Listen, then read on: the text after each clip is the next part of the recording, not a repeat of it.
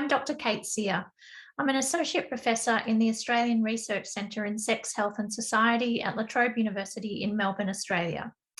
In 2020, I won the SLSA's History and Theory Book Prize for my book, Law, Drugs and the Making of Addiction, Just Habits.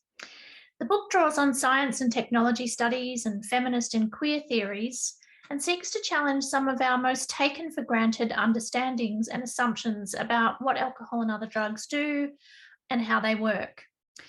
A key assumption underpinning drug policy and drug law is that drugs have certain stable, predictable, and consistent effects. Seen this way, drug law is a reasoned attempt to respond to the forms of harm that drugs and alcohol produce.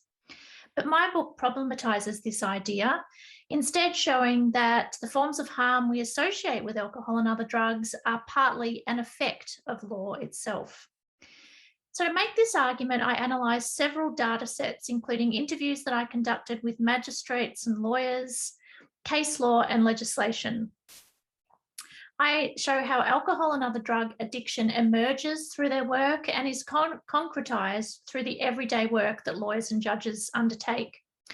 I also argue that the law is more fragile than we might assume, and this presents opportunities for remaking law, but also remaking the subjects and objects, such as addiction, that are produced by law. I'd like to thank the SLSA for the honour of this prize. I also want to acknowledge the Australian Research Council, who funded my DECRA fellowship that led to the publication of the book.